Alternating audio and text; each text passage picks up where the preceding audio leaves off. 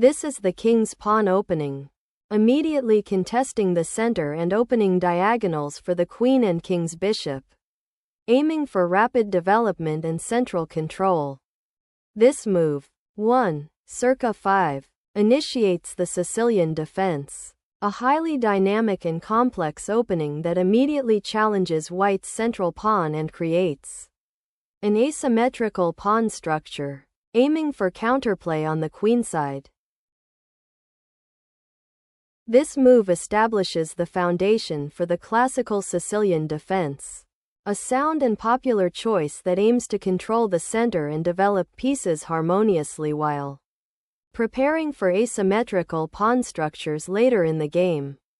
This move immediately brings the bishop into play, aiming to trade it for a knight and potentially weaken black's pawn structure by forcing a decision about the d-pawn. This move, developing the bishop to a defensive square, is a common response in the Sicilian defense, specifically leading towards the Ruy Lopez or variations thereof, aiming to solidify the pawn structure and prepare for kingside castling. This move, while seemingly simple, fundamentally changes the pawn structure and activates white's queenside pieces by forcing the capture of black's bishop and eliminating an immediate doubled pawn threat for black. This move recaptures the bishop, centralizing the queen and opening a diagonal for potential piece activity later on. This move develops a knight to its natural square and prepares to castle, while also reinforcing the central pawn structure and potentially preparing for d4. This move, nc6, aims to develop a piece while simultaneously preparing to challenge white's central pawn on e4, a common theme in the Sicilian defense. White establishes central pawn control, opening lines for development and aiming to exploit the slightly passive queen placement of black.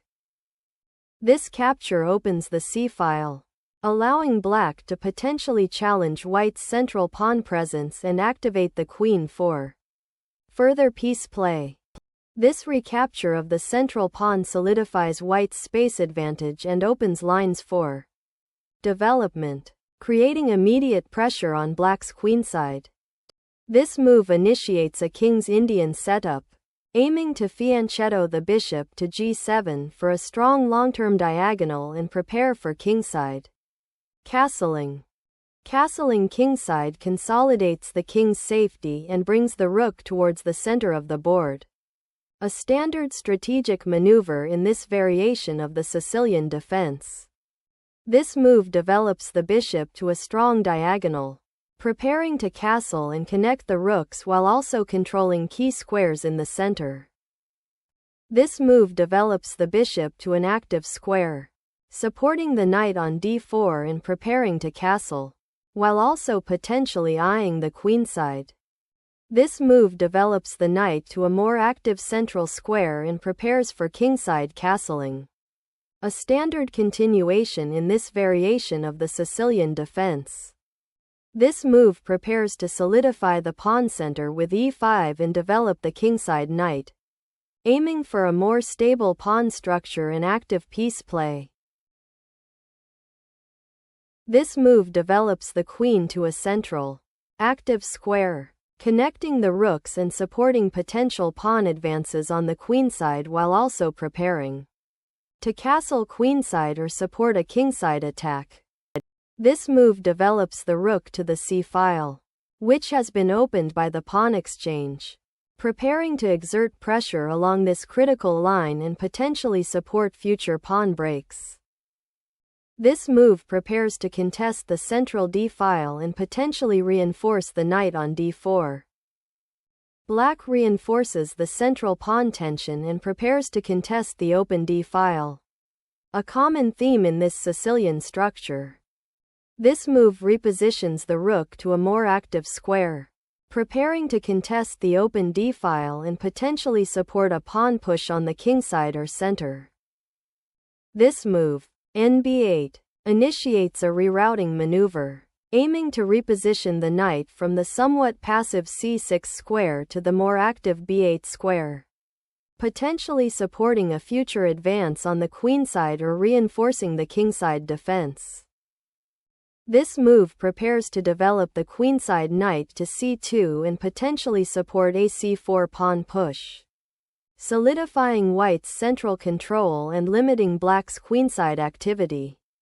This move aggressively challenges white's central pawn structure, aiming to open lines for black's pieces and disrupt white's coordination. But it needs careful calculation due to potential pawn weaknesses and tactical possibilities. This move initiates a decisive tactical sequence, forcing the exchange of queens and aiming to exploit the resulting structural weaknesses in black's position after recapturing the pawn. This exchange simplifies white's pawn structure while opening the d-file for black's rooks, which is strategically favorable for the defender in the center. This move recaptures the pawn and brings the queen to a more active central square. But it also allows white to develop a strong central pawn presence with cxd5, leading to a strategically complex endgame where black's king's side pawn structure is slightly compromised. This move challenges black's central pawn majority and opens lines for white's rooks and queen to exploit the now weak d5 pawn. The move 17, qc5 aims to centralize the queen and potentially exploit the open c-file while preparing for pawn advances on the queenside.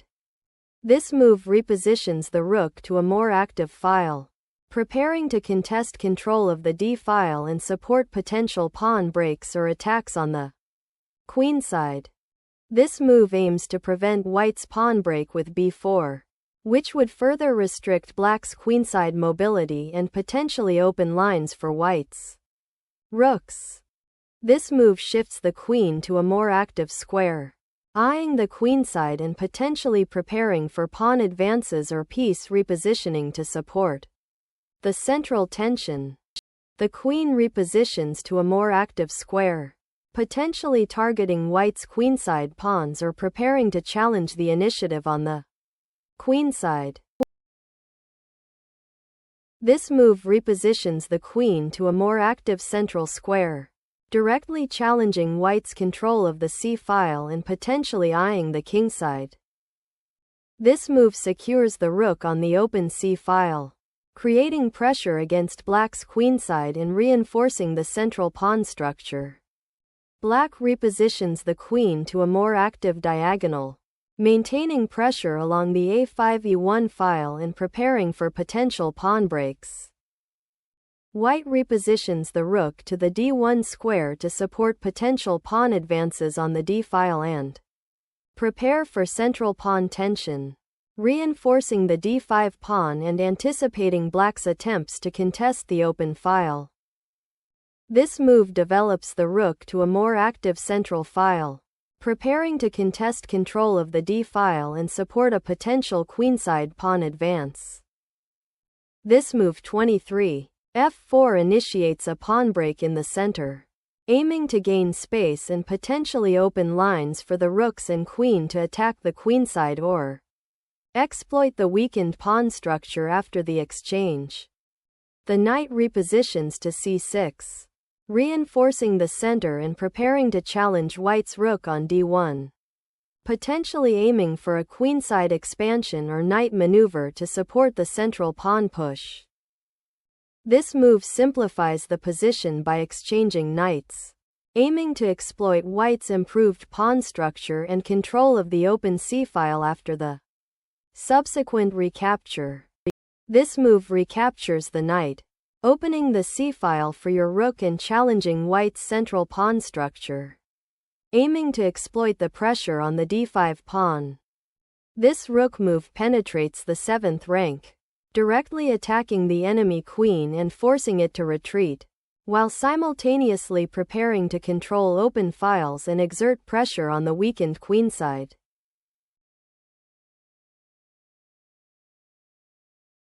This move repositions the bishop to a more active diagonal, preparing to potentially challenge white's control of the d-file and support advances on the kingside or queenside.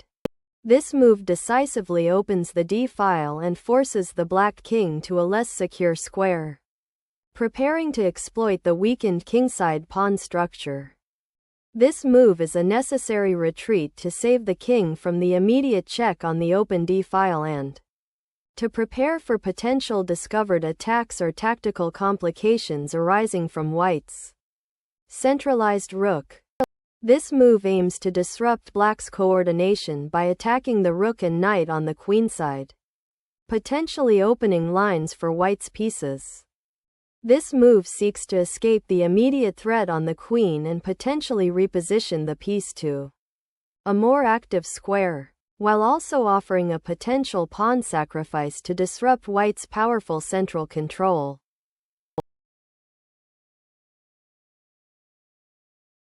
This move aggressively centralizes the rook, aiming to control the critical 7th rank and potentially create threats against black's king and weak pawns.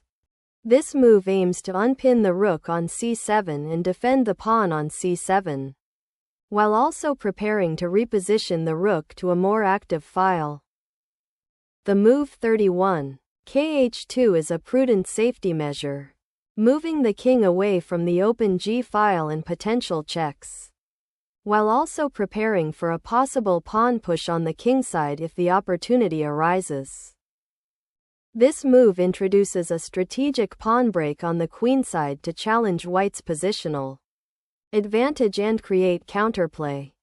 This move activates the rook to the 7th rank, threatening immediate material gain by attacking the undefended pawns on the queenside and preparing to penetrate white's position.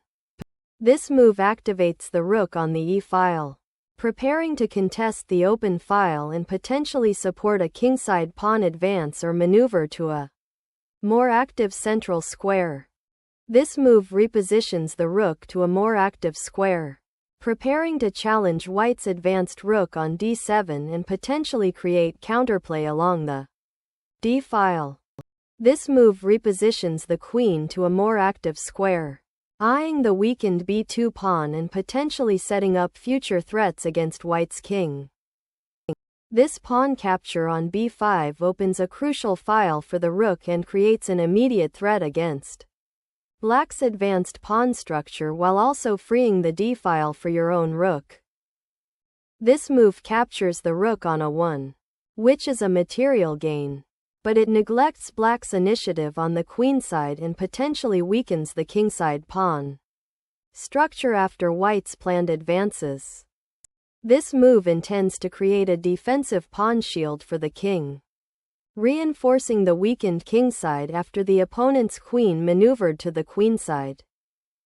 This move develops the bishop to an active square, increasing pressure on white's queenside and preparing to contest the open c-file.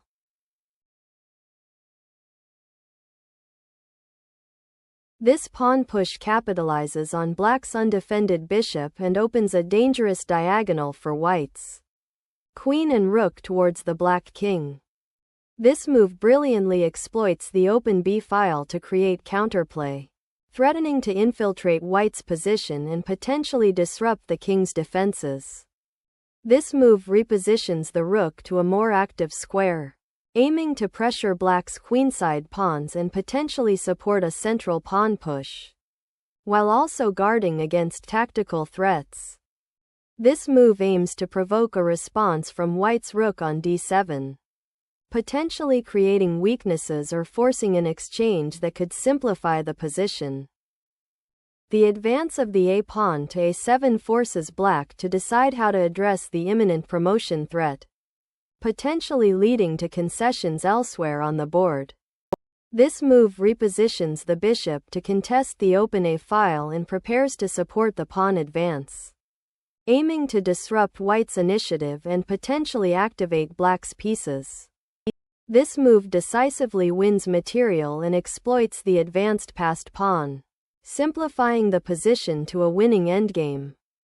This is a desperate sacrifice aiming to create a mating net with the discovered check from the queen, hoping to exploit white's somewhat exposed king after the pawn push.